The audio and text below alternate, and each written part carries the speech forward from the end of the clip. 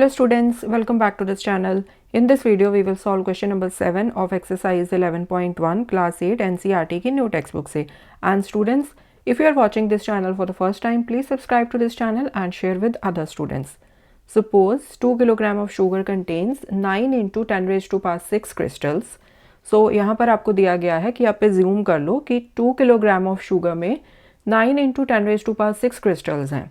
How many sugar crystals are there in? First part में पूछा गया है 5 kilogram of sugar, second part में पूछा गया है 1.2 किलोग्राम ऑफ शुगर. सो आपने यहाँ पर दो क्वेश्चंस के आंसर देने हैं कि अगर आपके पास 5 किलोग्राम शुगर है तो उसमें कितने क्रिस्टल्स हैं, एंड अगर आपके पास 1.2 किलोग्राम ऑफ शुगर है तो उसमें कितने क्रिस्टल्स हैं.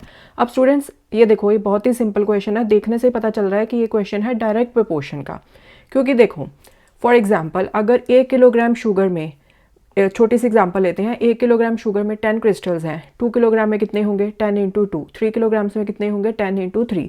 मतलब जैसे जैसे आपकी एक क्वांटिटी इंक्रीज होती है अकॉर्डिंगली प्रोपोर्शन में आपकी सेकंड क्वांटिटी इंक्रीज होती है.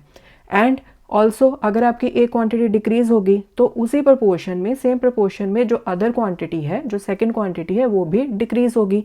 इसी को बोलते हैं डायरेक्ट प्रोपोर्शन. ठीक है, सो डायरेक्ट प्रोपोर्शन का यूज़ करके हम इस क्वेश्चन को सॉल्व करेंगे. पहले एक छोटा सा टेबल बना लेते हैं, उससे क्या है कि और ज़्यादा क्लैरिफिकेशन हो जाएगी. सो यहाँ इस टेबल में हमने दो रोज़ बना ली. फर्स्ट रो में हमने मेंशन कर दिया quantity of sugar in kilograms, and second row में हमने मेंशन कर दिया number of crystals. So 2 kilogram of sugar के लिए कितने क्रिस्टल्स हैं, 9 into 10 raise to the power 6. 5 kilogram के लिए हमने फाइंड आउट करने हैं. इसी तरह से 1.2 किलोग्राम के लिए हमने फाइंड आउट करने हैं. सो इसको ले लो x, इसको y, तो इसका मतलब क्या, x1, x2, x3, this is y1, y2, y3. ठीक है, सो जो चीज़ें हमने फाइंड आउट करनी है उनको हम लेट कर लेंगे. Let the number of crystals in 5 kilogram of sugar is y2. Let the number of crystals in 1.2 kilogram of sugar is y3. And हमें पता है कि x and y they are in direct proportion. तो direct proportion में हम कैसे solve करेंगे, x1 upon y1 is equal to x2 upon y2 is equal to x3 upon y3 का यूज़ करके. ठीक है जी, सो पहले लेट कर लो. सो हमने दो स्टेटमेंट्स लिख ली लेट की. Let number of crystals in 5 kilogram of sugar is equal to y2. Let number of crystals in 1.2 kilogram of sugar is y3. And also जैसे कि मैंने आपको एक्सप्लेन किया था कि quantity of sugar and number of crystals they are in direct proportion. So वही statement हमने यहाँ पर लिख ली. Here quantity of sugar in kilograms and number of crystals are in direct proportion. So therefore पहले हम y2 निकाल लेते हैं. उसके लिए हम यूज़ कर लेंगे x1 upon y1 is equal to x2 upon y2 का. 2 upon 9 into 10 raise to the power 6 is equal to 5 upon y2.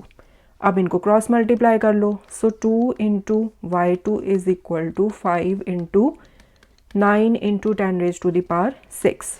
So y2 is equal to 5 into 9 into 10 raised to the power 6 upon 2. So इसको simplify कर लेते हैं. y2 is equal to 9 5s are 45 upon 2 into 10 raised to the power 6. So y2 is equal to 2 2s are 4. यहाँ पर 2 2s are 4, फिर point लग जाएगा, मतलब डेसिमल लग जाएगा, एंड फिर आ जाएगा 2 5s are 10 into 10 raise to the power 6. अब अगर आपने इसको स्टैंडर्ड फॉर्म में लिखना है, जैसे हम एक्सपोनेंट्स एंड पावर्स वाले चैप्टर्स में स्टडी करते रहे हैं जूनियर क्लासेस में, कि एक डिजिट छोड़ के हमने डेसिमल लगाना है, तो वैसे भी हम लिख सकते हैं y2 इज इक्वल टू, ये जो डेसिमल है इसको आगे शिफ्ट कर दो. So this will be 2.25 into, अब ये जो 10 रेज टू द पावर 6 है इसमें आप एक पावर को ऐड कर दोगे. ठीक है, so this is equal to 2.25 into 10 raise to the power 7. So ये आ गया आपका y2. अब मैंने जब डेसिमल को एक प्लेस लेफ्ट की साइड पे शिफ्ट किया है तो यहाँ पर मैंने पावर इंक्रीज क्यों की, यहाँ पर मैं आपको समझा देती हूँ. सो 22.5 का डेसिमल आप पूरा ही रिमूव कर दो. ये क्या बन जाएगा, नीचे आ जाएगा 10. ठीक है, मैंने डेसिमल रिमूव कर दिया, नीचे 10 आ गया. अब मुझे करना क्या है, मुझे यहाँ पर डेसिमल 2 के बाद चाहिए, तो उसके लिए मुझे नीचे क्या चाहिए, नीचे मुझे 100 चाहिए. 225 अपॉन 100 जब होगा तब 2.25 मैं उसको लिख सकती हूँ. अब अगर मैं नीचे 10 के साथ मल्टीप्लाई कर रही हूँ तो ऑब्वियसली मुझे ऊपर भी 10 से मल्टीप्लाई करना पड़ेगा, राइट?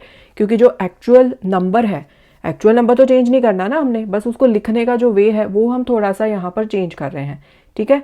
अब यहाँ साथ में क्या था, इंटू 10⁻⁶।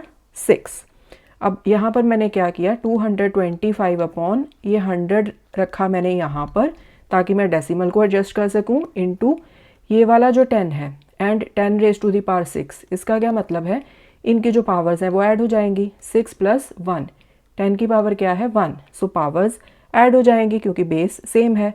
सो डेसिमल लग जाएगा 2.25 इंटू 10⁻⁷। ओके, सो इसीलिए हमने यहाँ पर इस तरह से लिखा है, ठीक है? अब हम फाइंड कर लेते हैं y3।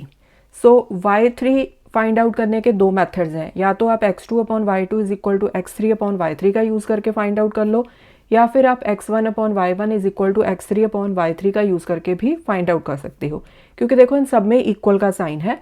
सो कोई भी कॉम्बिनेशन का यूज़ करके आप अननोन वैल्यूज़ को निकाल सकते हो।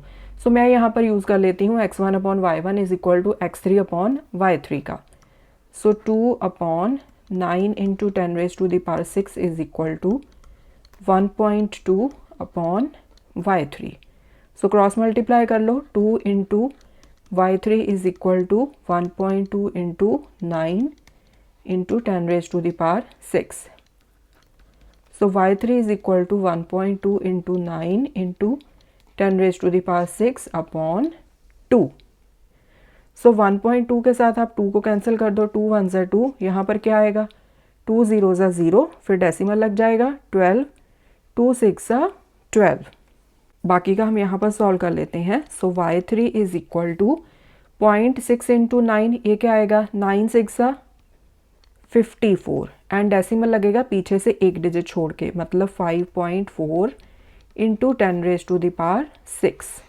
ओके, सो ये आ गया आपका y3। सो एंड में यहाँ पर आप दो स्टेटमेंट्स लिख सकते हो। Number of crystals in 5 kilogram of sugar is equal to y2 आपने कितना निकाला था 2.25 into 10⁻⁷। Number of crystals in 1.2 kilogram of sugar is equal to y3 is equal to 5.4 into 10⁻⁶। So students, इसके साथ ही आपका क्वेश्चन नंबर 7 कंप्लीट होता है। I hope ये क्वेश्चन आपको अच्छे से समझ में आया होगा। Next question we will solve in the next video. Thanks for watching, take care.